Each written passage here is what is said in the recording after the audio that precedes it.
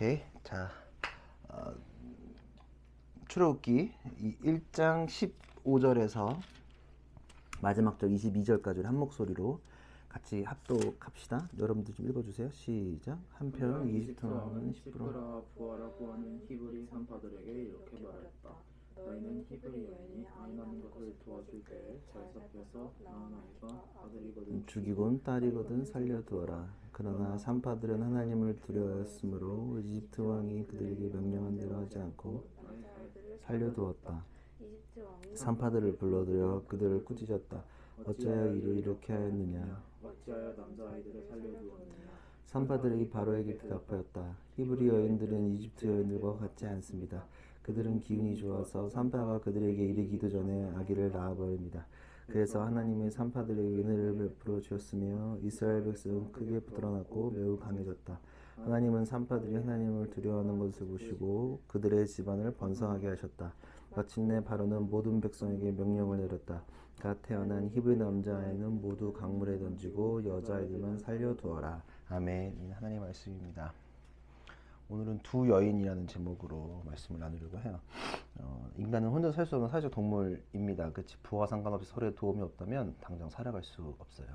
그러니까 우리 눈으로 꼼꼼히 보지 않는 수많은 물류들, 이렇게 밤에 이렇게 보면은 트럭들이 진짜 많이 왔다 갔다 하거든. 여러분들 입고 있는 거나 이것도 뭐 중국에서 온 거고, 공장들은 다 중국에 있는 거고, 티도 그렇고 요즘에 뭐 하다못해 쿠팡을 시키든 뭘 시키든 밤에 수많은 우리가 보이지 않는 물류들이 지금 일어나고 있고, 목사님도 지금 뭐 외국에서 몇 개 시켰는데 또 하나 막 이번에 수련회 가면 배드민턴 하려고 배드민턴도 일본에서 지금 시키려고 막 근데 보이지 않는 물류들은 늘 일어나고 있고, 그치? 공장들, 여러분들 공장 보이지 않지만 다 여기서 여기 있는 거 공장에서 안 온 게 없고, 또 농부들, 우리 먹고 있는 것도 농부들이 고생한 것들, 또 사실은 청소하는 미화원들, 또 우린 잘 모르지만 정부 부처에서도 뭔가 일이 돌아가고 있거든. 보이지 않지만. 또 뭐 선생님들, 식당 아주머니들, 각자의 삶을 잘 살아내지 않으면 사회는 돌아가지 못하고 살 수 없어요. 그리고 어쩌면 그냥 죽을지도 몰라. 우리 지금 사실은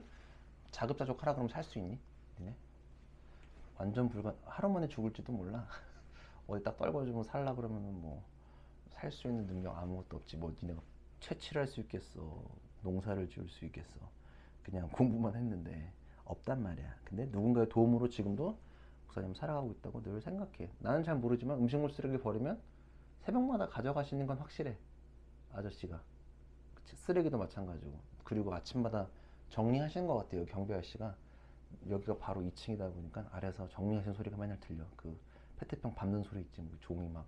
그리고 젊은 사람들 많아서 약간 지저분해 던지거든.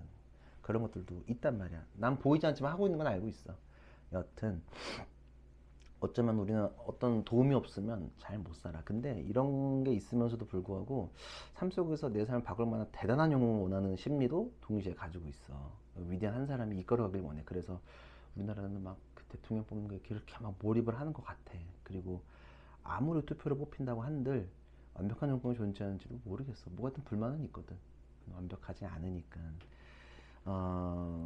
그래서인지 뭐 좀 특별한 사람이 세상을 바꿔가는 것 같지는 않고 늘 평범하지만 비범한 사람들이 세상을 바꾸는 게 아닐까라는 생각을 목사님은 늘 하고 있어. 그냥 높은 사람이 아니라 비범한 사람들. 우리는 하나님의 붙들려 비범한 사람 세상을 바꾸는 것 같아. 그래서 오늘 본문은 평범하지만 비범한, 평범하지만 하나님을 따르는 두 여자가 등장을 해.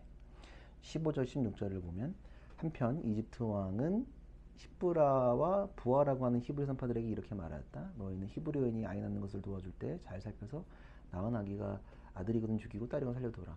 자, 이제 앞서 본문에서 바로가 한문에서 바로야. 파라오가 히브리 사람들을 강제 노역에 동원했고 고된 노동을 시킴으로써 민족적 탄압을 시작했어. 그치?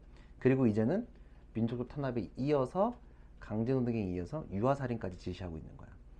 이런 민족적 살인은 역사에서 반복되었던 부분이 있다. 대표적으로 민족적 살인, 우리가 알고 있는 거? 노아? 아니야, 그냥 역사적으로 보면 제일 최근 100년 안 된 것 중에서 상징적인 일, 아우슈비츠, 홀로코스트가 있지. 그치? 민족적 살인, 나치에서 유대인들이 희생된 일을 우리가 알고 있어. 그리고 그것뿐만 아니라 전쟁을 전후로 승자가 된 나라는 민족을 도륙하는 일들이 있다. 우리 저번에 보면 노아가 니누에 갈 때 그 폭력적 거기서 요나가 싫어했던 것 중에서 니누에가 싫어했던 이유가 그거잖아. 완전히 폭력적이고 자기 민족을 죽였던 일들. 그리고 뭐가였든 이전 고대 사회에서는 보면 전쟁을 전후로 승자가 된 나라는 민족을 도륙해. 어떤 식으로든. 뭐 살인을 하지 않더라도 탄압을 한다거나 억압을 하는 게 있어. 우리나라 같은 경우 일본. 우리나라 사실 많이 죽였지. 정말 이유 없이. 그리고 또뭐 영국도 사실은 막 일본만큼은 아니더라도 정말로 그 인도인들이나 그 지배했던 나라들의 정신적인 도륙을 했을 수도 있어. 여튼 우리나라도 뭐 원나라 때 고려하면서 완전 민족적 도륙이 있었지. 그때 여자 다 원나라 끌고 갔잖아. 그런 것도 있었고 또 우리나라 기억할 만한 사건은 제암리 살인 사건. 이제 이거 학살이라고 하는데 일제가 그 제암리 있는 우리 교회 제일교회 산도 놓고 불태워 죽였던 일들이 자행되는 것들.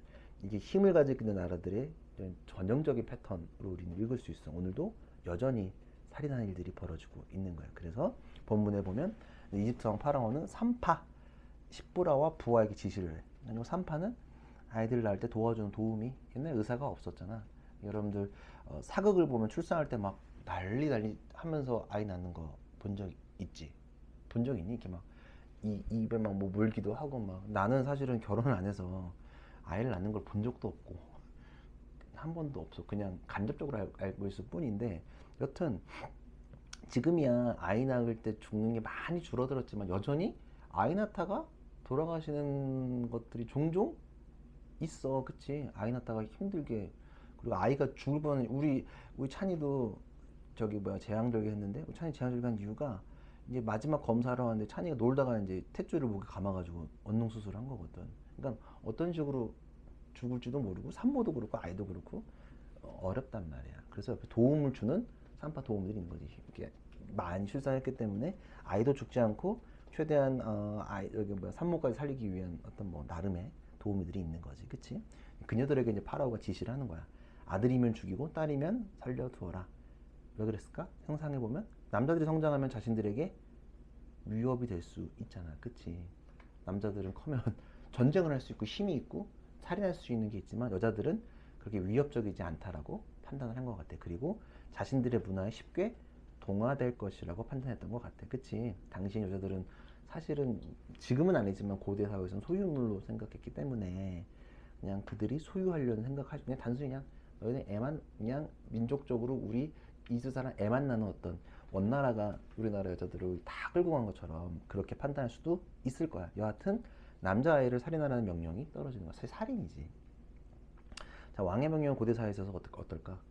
절대적이란 말이야. 그치? 어글씨 목숨이 그냥 죽이면 그만. 위협적이란 말이야. 그리고 힘의 사회에서는 약자를 괴롭히는 것은 당연한 권리처럼 여겨지기도 해. 그치? 무조건 힘이 있는 사람은 약자를 억압하는 것들이 무조건 영화든 역사적 흐름이든 존재한다 안 한다?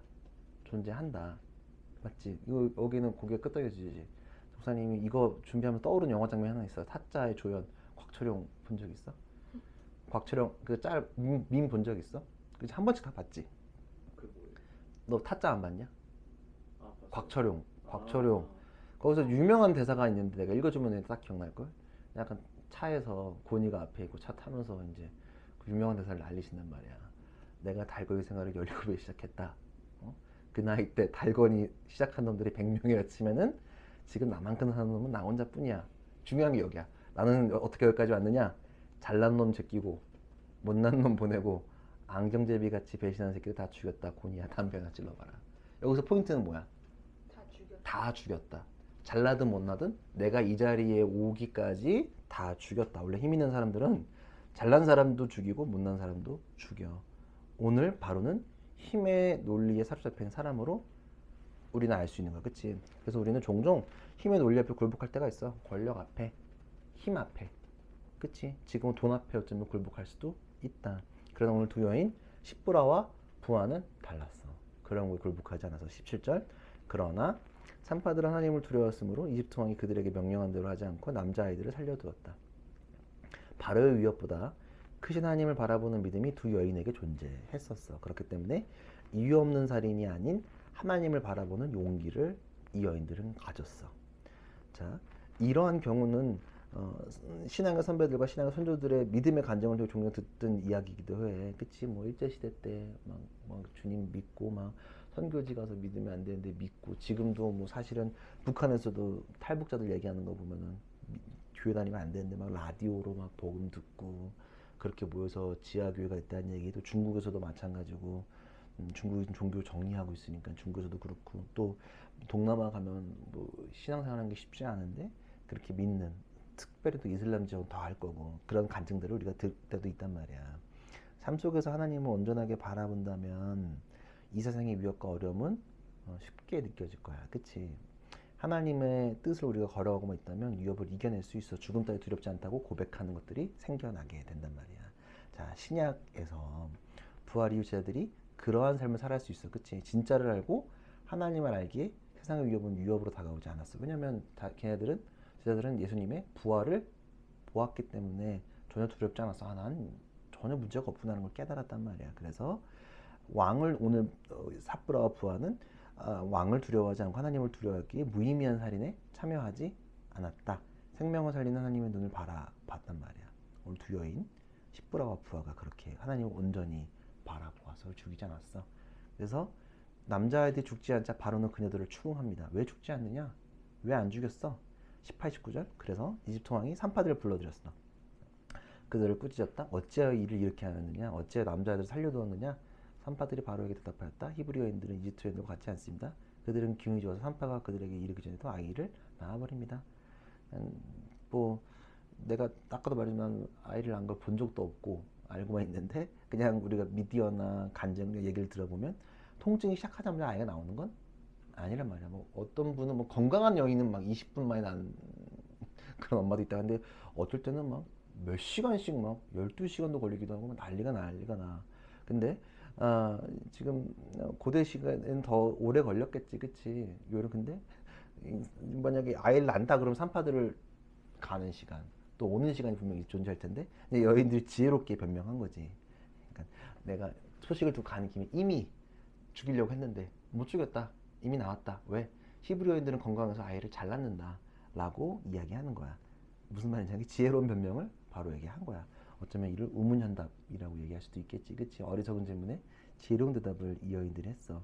그냥 근데 바로는 이게 좀 이제 이런 일들이 있으면서도 이제 계속 이 반복되니까 자꾸 시켰는데도 안 죽여, 이런 평명을 대니까. 그래서 20절, 21절 그 결과 여인들이 이렇게 지혜로운 변명, 또 지혜로운 일들을 통해서 그래서 하나님의 산파들에게 은혜를 베풀어 주셨으며 이스라엘 백성은 크게 불어나고 매우 강해졌다. 하나님은 산파들이 하나님을 두려워하는 것을 보시고 그들의 집안을 번성하게 하셨다.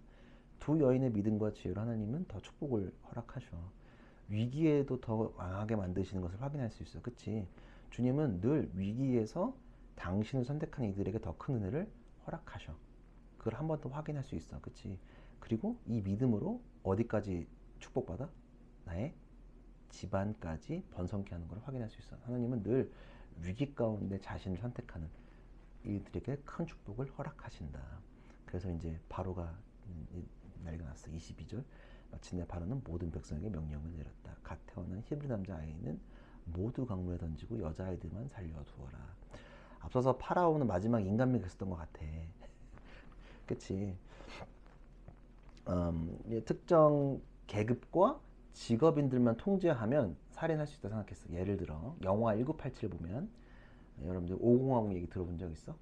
전두환 때 얘기 보면 그때는 특정 계급만 통제했어. 어떤 사람들, 언론인들, 어떤 지식인들만 통제해서 언론 통제나 검열들을 했기 때문에 기자들을 통제함으로써 메시지를 관리했어. 그치? 근데 그때 일어나는 게 뭐야? 기자들의 깨어있는 저항으로 호언철폐까지 이어질 수 있었어. 자, 독재자들은 보통 특정한 계급과 직업을 통제함으로써 전체를 통제하려고 해. 북한이 뭘 통제하고 있지? 특정한 집단을 통제해. 북한이 통제하는 원리가 뭔 것 같아? 전부들 통제하는데 유난히 힘을 주는 데가 있어.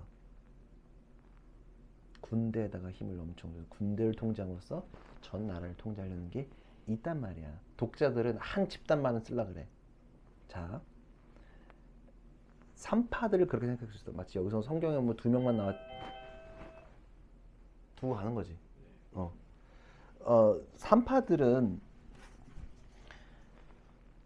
산파들을 통제함으로써 다 할 수 있다고 생각해요. 왜냐면 우리가 전 시간에 보면 이스라엘 사람들 200만 명이라고 수했는데 이 두 여인이 모든 아이를 받았겠어?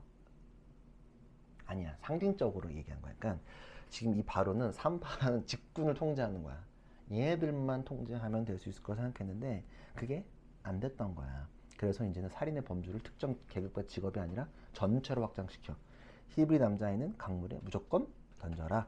이제는 누구든 히브리 남자를 죽여야 하는 명령을 부여받으면서 일장이 끝나는 거야. 자, 제가 이야기했는지 모르겠지만 불현듯 떠오른 생각이 보세요. 초반에 있는데 내가 어렸을 때 20대 때 내가 꿈꿨던 게 뭘까 생각해보면 내가 좀 세상을 바꾸고 싶다는 생각을 좀 강하게 가지고 있었던 것 같아. 얼마나 피가 끓었겠어 목사님. 그치? 그냥 감심 갖겠냐고. 막 뭔가 진짜 그때는 기독교 부흥의 끝물이어가지고 막 나도 저렇게 멋있게 머리에 기름 바르고 간지나게 정장 비싼 거 입고 나도 창세기 타고 당신 창세기 아니었지. 좋은 차 타고 막 엔진 막 4000cc, 3000cc 차 타고 막 알지? 막 그런 간지나는 것들 있잖아. 막 어른들이 막 나한테 막 그런 것들에 취했던 것 같아. 그래서 세상을 바꾸고 싶다. 나도 유명해지고 싶어서 바꾸기 위해서 고군분투 했는데 지금 돌아보니 세상은 내가 바꿀 수 없는 것 같아. 세상은 내가 바꾸는 게 아니라 그냥 바뀐 내가 세상을 살아가면 따라 바뀌겠다라는 생각으로 내가 지금 바뀌었어. 그래서 우리는 목사님 여기서도 교회하는 건 뭐냐면 내가 아직 교회를 못 바꿀 것 같아. 안 돼. 그냥 내가 할 수 있는 건 뭐냐면 바꾸는 게 아니라 내가 그냥 바뀐 내가 바뀐 그 모습을 살아가는 게 더 유익하고 하나님께 원하시는 걸 수도 있겠다라는 생각이 지금 목사님 이겨졌어. 세상은 힘이 강력한 또 유능한 사람들이 바꿔가는 것 같지는 않아. 그치? 그런 것 같지는 절대 아닌 것 같아. 세상 그런 게 아니라 자 오늘 본문에서 보면 이집트 바로 왕의 이름은 우리가 알지 못해. 바로 이름 몰라. 저번 주에 무슨 추론했잖아. 이 사람일 거다. 정확하지 않아. 바로는 그냥 지칭이야. 전하 이런 느낌. 근데 두 산파의 이름 십부라와 부하는 우리가 알게 되었어. 왕의 이름은 우리가 끝날 때까지 몰라.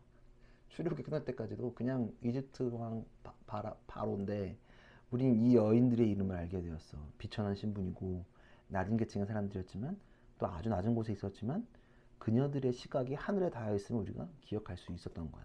그치? 그래서 믿음의 일은 높고 유명한 사람들에게만 일어나지 않아.